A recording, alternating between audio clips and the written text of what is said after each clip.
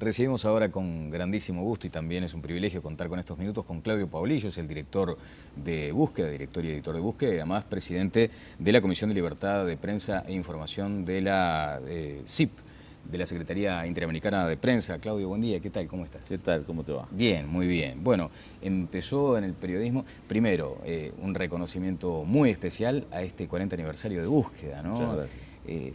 Creo que lo decía el presidente Sanguinetti en su momento, la seducción de los números redondos, ¿no? 40 años, qué potencia que tiene eso. Sí, sí, son 4 décadas de hacer periodismo en distintas etapas. Primero como una publicación, los primeros años de difusión de una doctrina, la doctrina liberal, Sí. y luego transformado completamente en un semanario que se dedica prioritariamente, muy prioritariamente, a difundir información más que una doctrina, ¿no? Que es lo que soy. Claro, con un perfil muy marcado. Bueno, sobre tu cuestión personal y trayectoria, empezaste temprano, 17 años. 17 años empecé a trabajar en el desaparecido diario El Día. El Día, claro. Con una figura que se recuerda en estas fechas también con mucho cariño, ¿no? Con el doctor Tarigo, por ejemplo, en algún momento. Tarigo estuvo justo cuando yo empezaba, después se fue, fundó Opinar, donde yo también trabajé. Claro. También trabajé en Opinar. Uno de los artículos que escribí en Opinar motivaron una clausura de Opinar, no recuerdo. ¿Sobre qué tema era en aquel momento? Bueno. Era sobre una convención del Partido Nacional. En aquel tiempo te clausuraban por cualquier cosa. Por cualquier cosa, exacto, sí. Bueno, siguiendo los pasos de tu padre, en buena medida, ¿no? Mi padre trabajó también en El Día durante toda su vida. Su pasión era el periodismo. Era un ballista de la vieja guardia, porque acordate que antes del golpe de Estado los diarios eran exclusivamente partidarios y sectoriales. Sí. Entonces el día de la 14, acción de la 15, bueno, y así sucesivamente, ¿no? Y mi padre era un ballista convencido que cuando vino el golpe de Estado no podía creer que en Uruguay se hubiera terminado la libertad. Se le ocurrió en el año 74 escribir un libro contra el golpe de Estado. Por supuesto, el libro fue confiscado, él fue preso y luego de ir preso fue proscripto por los militares y murió poco después, entre otras cosas por la angustia que le provocó vivir en el país de Valle y Ordóñez, que para él no podía ser un país que no tuviera libertad. Qué tremendo, ¿no? Una forma también de reivindicar permanentemente la libertad de la que gozamos, la democracia. ¿La ves fortalecida la democracia como tal, como concepto hoy, o está con ciertas vulnerabilidades? ¿En Uruguay? Sí. No, yo creo que en Uruguay la democracia existe, fuerte, vigorosa. Digamos, para mí una de las pruebas más fehacientes de la fortaleza de la democracia uruguaya es que alguien que se alzó en los años 60 y 70 contra las mismas instituciones que hoy dirige, está presidiendo el país. O sea, realismo mágico, casi. Votado por el pueblo. O sea, claro. Y la oposición existe y funciona sin cortapisas, el periodismo también funciona sin cortapisas. Aquí hay libertad de expresión, no hay ninguna duda, libertad de expresión, libertad de prensa. No sé cuál es tu experiencia, pero la experiencia mía y de los compañeros míos en Búsqueda es que nosotros publicamos cualquier cosa. Además, tenemos alguna de chisporroteo de repente con algún funcionario, pero no es lo que pasa en Argentina, por ejemplo, ¿no? Sí. Bueno, es eso, exactamente, es la misma sensación.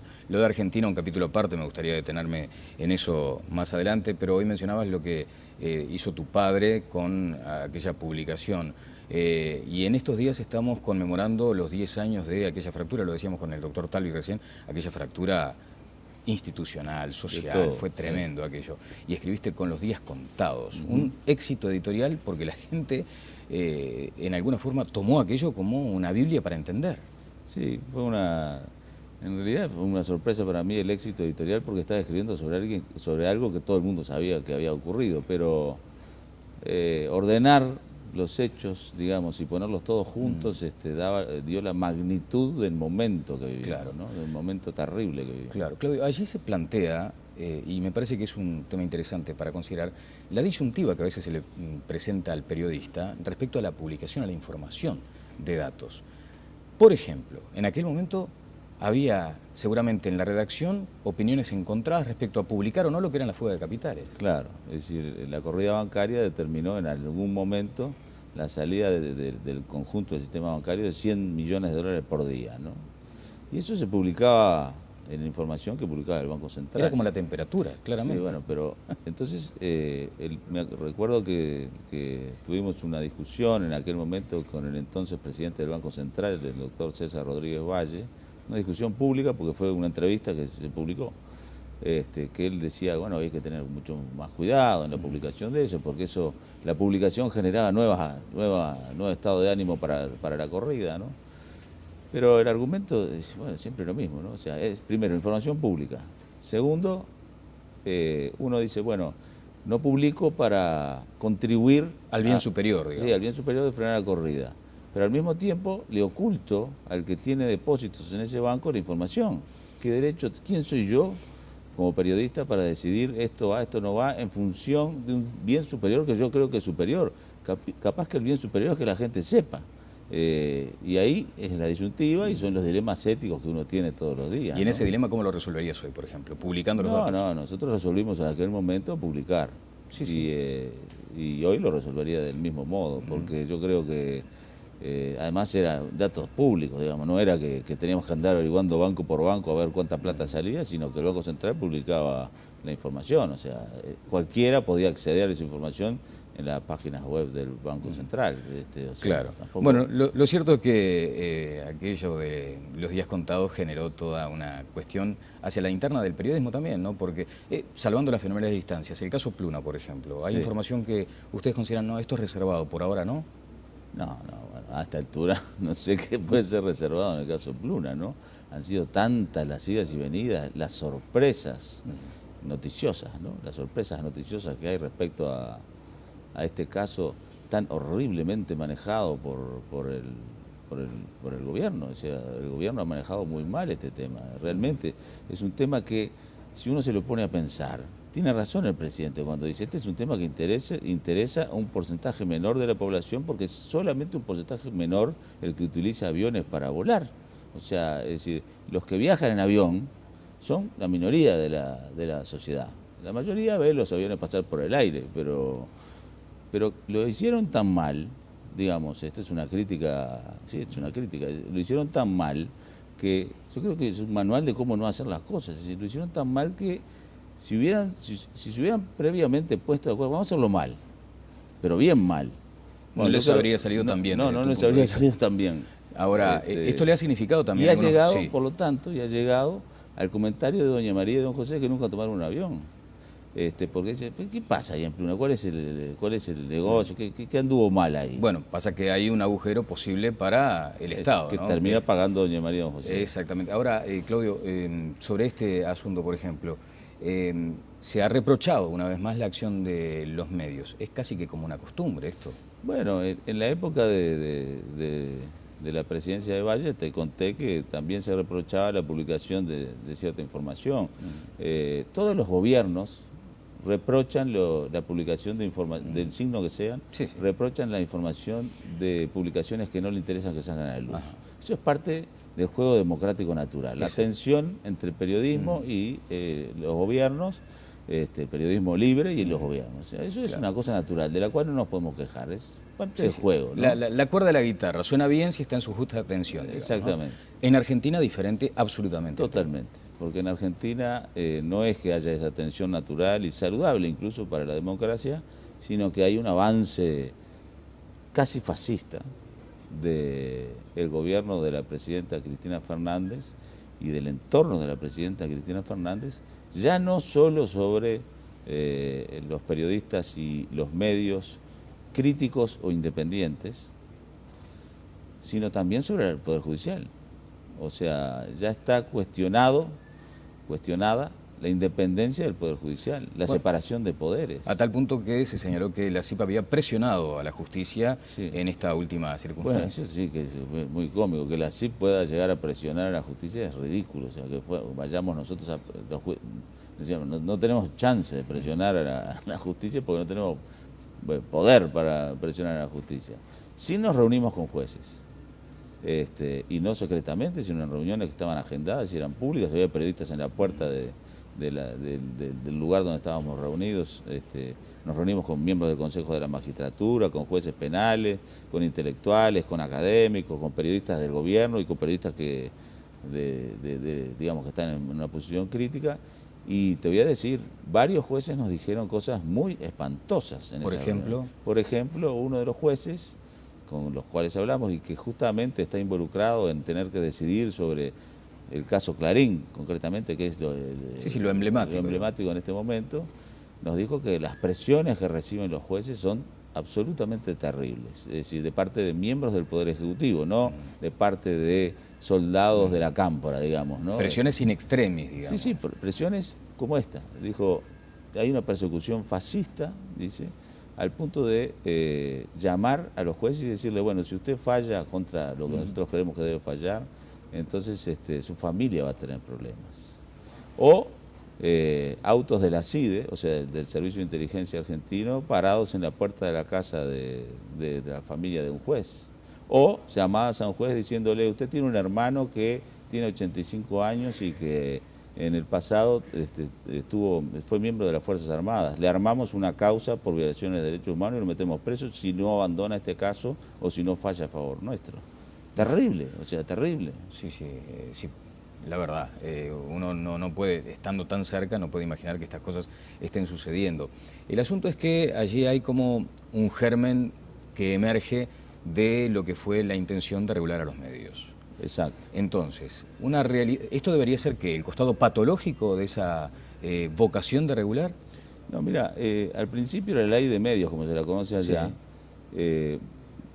proponía o proclamaba, e incluso fue votada por legisladores de la oposición, que lo que buscaba era una mayor pluralidad de voces, democratizar la información, etcétera, con lo cual todo el mundo, nadie puede estar en desacuerdo.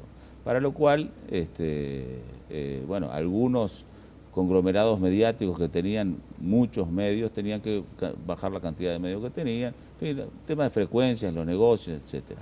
Pero finalmente resultó ser que la ley fue empleada y está siendo empleada como instrumento para castigar solo a un grupo de medios.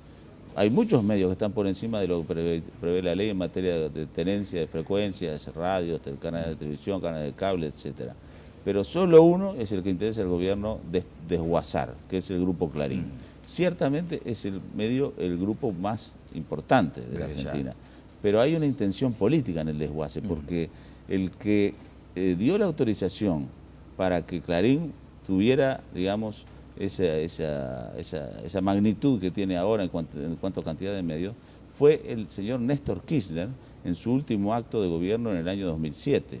¿Qué pasaba hasta entonces? Clarín y el gobierno del Kirchner eran socios entre comillas, o sea, el Clarín era oficialista. Después del conflicto del campo en 2008, Clarín pasó a ser crítico. Entonces, ahora la viuda del señor Kirchner quiere sacarle de los medios que su marido le dio en el año 2007 porque ahora está en contra. O sea, estuvo mal al principio, cuando se lo dieron porque eran amigos, y está mal ahora porque lo sacan porque lo ven enemigos. Bueno, digamos lo que señalábamos, ¿no? Esa cosa patológica de la vocación de regular a los medios. Este es el costado nocivo. Acá estamos debatiendo un asunto de esas características, la regulación, la ley de contenidos audiovisuales. ¿Cómo lo observas en principio? Yo dije que había libertad de prensa y libertad de expresión en Uruguay. Lo mantengo. En el horizonte hay esto que tú acabas de decir, que es algo que me inquieta, que me provoca un cosquilleo no agradable. ¿A la luz, por ejemplo, de lo que viviste en Argentina? A la luz de lo que yo no creo que lleguen a tanto, ¿no? Pero no, a la luz de lo que han dicho los funcionarios uruguayos. Porque yo separo el tema de los negocios, o sea, la concesión de frecuencias, la duración de las frecuencias, el tema de tener que someterse a un concurso, en fin, todo eso es parte del negocio que se arregle cada uno como pueda en esa materia. Es decir, eso es una parte. La otra parte es que el Estado se meta con los contenidos. Es decir, que haya un funcionario del Estado o un grupo de funcionarios del Estado o una comisión estatal que nos vaya a decir a los periodistas esto va y esto no va, como hacían en la dictadura. Esto va y esto no va. La gente debe escuchar esto o debe poder ver esto y esto no lo puede ver y esto otro tampoco. Eso es terrible. Es decir, y yo he escuchado decir que va a haber una especie de ombudsman de las audiencias que no sé qué es eso, qué audiencias, como de toda la audiencia, cómo él o ella o el grupo que sea va a interpretar lo que quieren las audiencias. Una expresión muy amplia, ¿no? O sea, ese va a decir, no, las audiencias no quieren ver esto, o las audiencias quieren ver esto otro, ¿y qué sabe? Es decir, una sola persona ya alcanza para, yo quiero ver esto y tiene derecho a verlo, o sea, no... Es decir, meterse con los contenidos ya entraría, creo que el presidente Mujica entraría en contradicción consigo mismo, porque él ha dicho que la mejor ley de prensa es la que no existe, y cuando se le preguntó qué hay que hacer cuando la prensa o periodistas critican la gestión de un gobierno, dice nada, dijo, aguantar y seguir para adelante. Eso lo dijo hace 1 año y medio en la revista Bella. Sí. Entonces, esto, si es con inclusión de medidas que supongan que el Estado se mete con los contenidos, eso va a ser grave y ahí vamos a estar en problemas. Vamos a estar en problemas. Esto de regular los contenidos y los medios no es tampoco una cuestión de un islote sudamericano. Está pasando en Gran Bretaña, por ejemplo, hay un debate fuerte también. Bueno, pero eso es otra historia. Ahí son los propios medios que resuelven. Autorregulados. Sí, claro, pero por voluntad propia, ante fallas que detectan, hay una comisión de regulación de contenidos en Inglaterra integrada por gente que los propios medios eligen para decir, bueno, vamos a tener algunos notables, digamos, de los medios, que dicen, bueno, che, para un poquito, te pasaste de la raya, esto no va, y además no es obligatorio, es una sanción moral o cuando se cometen... Algunos funcionarios dicen que se puede ir en esa línea, por ejemplo. Bueno, si es eso, pero tiene que ser salir de los medios. La autorregulación impuesta es una regulación. Si el Estado dice, ustedes se tienen que autorregular, no, quiere decir, ustedes se tienen que regular. Autorregulación quiere decir o sea, uno mismo, ¿no? Se decide, yo me voy a regular porque yo creo que tengo que tener a alguien por encima mío, por más que yo soy libre, que me diga cuando meto la pata. Pero yo decido eso, no me lo decide el Estado o un gobierno circunstancial, que naturalmente es eso, circunstancial. Claudio, finalmente, porque no nos queda mucho tiempo, quiero compartir un informe que fue extraído de la agenda de búsqueda. Búsqueda marca agenda, ¿no? Es esa, por lo menos esa concepción generalizada, ¿no? A veces sí. Es una responsabilidad mayúscula, seguramente. Sí, ¿no? A veces sí. Y bueno, ojalá sigamos marcando todo el tiempo. Estar todo el tiempo calibrando la mira telescópica. Hay que invocarle a cada... Es complicado. Pero lo cierto es que la UNICEF señaló que la tasa de repetición aquí en nuestro país lo está posicionando entre los peores del mundo. Vamos a ver el informe. Según el estudio que publica este jueves el semanario Búsqueda, la tasa del 19% de repetición que tiene nuestro país es superior a la de África subsahariana. Uruguay tiene la 7ª tasa de repetición en educación media más alta entre 150 países. El documento toma valores del año 2009. Pese a que la repetición no es cuestionada para mediar el nivel pedagógico, continúa siendo de los principales indicadores para medir el desempeño educativo. En tanto, las autoridades de la educación afirman que se está trabajando en el aumento del nivel pedagógico para lograr mejores resultados educativos. Demuestra que el número de horas y el tiempo pedagógico todavía se le dedica a las horas de clase en Uruguay son insuficientes en comparación con otros países que dedican más tiempo. Esto demuestra que una de las políticas que se viene desarrollando desde hace algunos años, fundamentalmente desde el año 2010, en torno al aumento del tiempo pedagógico, es un camino que hay que seguir.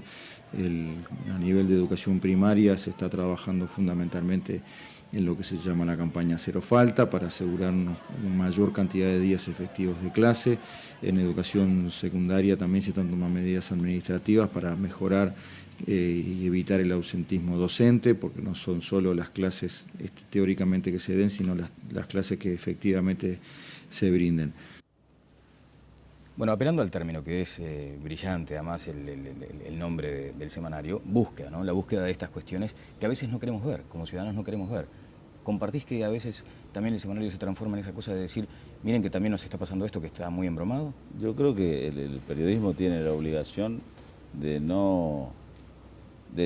darle a la gente aquellas cosas que quiere ver, pero también aquellas que no quiere ver. O sea, el periodismo no puede ser un seguidor de los humores del público. El periodismo tiene que tiene que mostrar todo. Es decir, y muchas veces muestra cosas que dice, otra vez, la gente puede decir, loco, claro, otra vez con una pálida, o sea, estoy harto de eso. O sea, a eso quería apuntar, porque sí, también está aquella cosa de decir, bueno, a veces la oposición utiliza búsqueda, ¿no? Lo enrolla y sale como a pegarle a cada una de las cabezas del gobierno. Sí, bueno, pero también el gobierno utiliza búsqueda. O sea, por ejemplo, ayer el presidente de la República nos declaró que iba a viajar a Cuba para saludar a su amigo Chávez, o sea, porque está pasando por un momento muy delicado de su salud.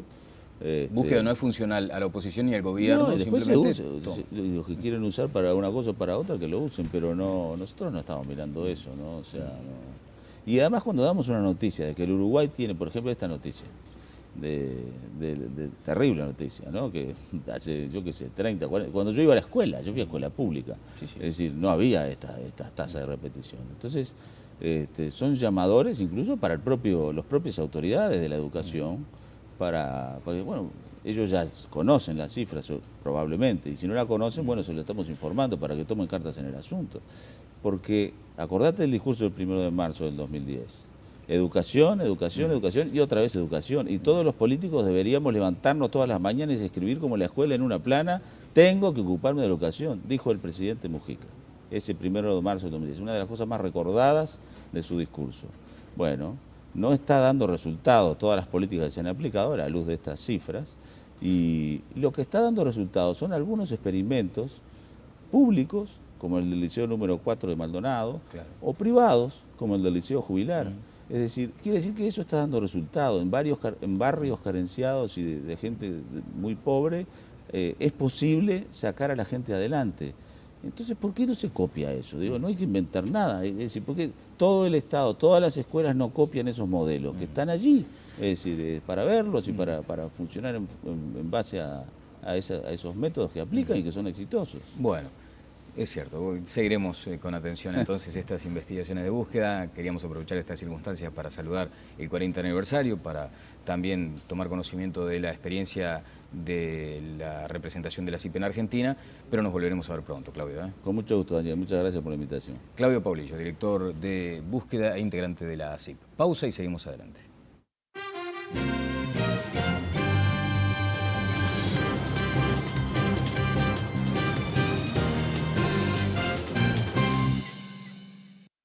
Como una publicación, los primeros años de difusión de una doctrina, la doctrina liberal, sí, y luego transformado completamente en un semanario que se dedica prioritariamente, muy prioritariamente, a difundir información más que una doctrina, ¿no? Que es lo que soy. Claro, con un perfil muy marcado.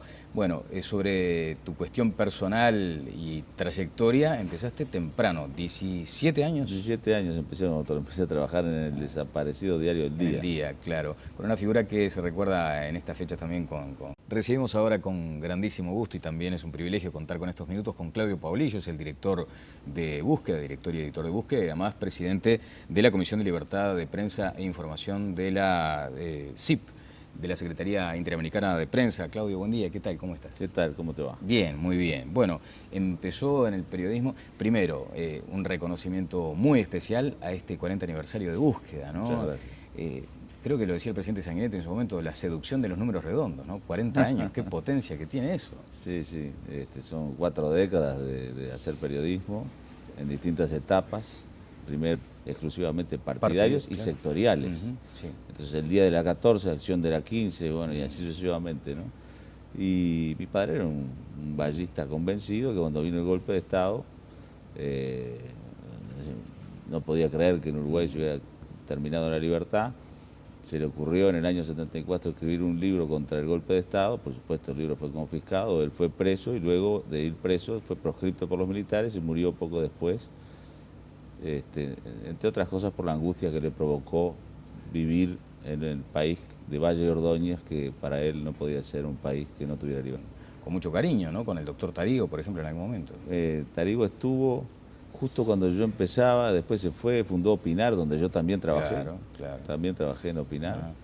uno de los artículos que escribí en Opinar motivaron una clausura de Opinar, no recuerdo. ¿Sobre qué tema era en aquel momento? Bueno, era sobre una convención del Partido Nacional. En aquel tiempo te clausuraban por cualquier cosa. Por cualquier cosa, exacto, sí. Bueno, siguiendo los pasos de tu padre, en buena medida, ¿no? Mi padre trabajó también en el día durante toda su vida. Su pasión era el periodismo. Era un ballista de la vieja guardia, porque acordate que antes del golpe de Estado los diarios eran libertad. Qué tremendo, ¿no? Una forma también de reivindicar permanentemente la libertad de la que gozamos, la democracia. ¿La ves fortalecida la democracia como tal, como concepto hoy, o está con ciertas vulnerabilidades? ¿En Uruguay? Sí.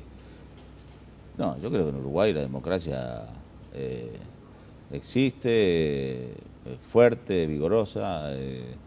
Digamos, para mí una de las pruebas más fehacientes de la fortaleza de la democracia uruguaya es que alguien que se alzó en los años 60 y 70 contra las mismas instituciones que hoy dirige está presidiendo el país.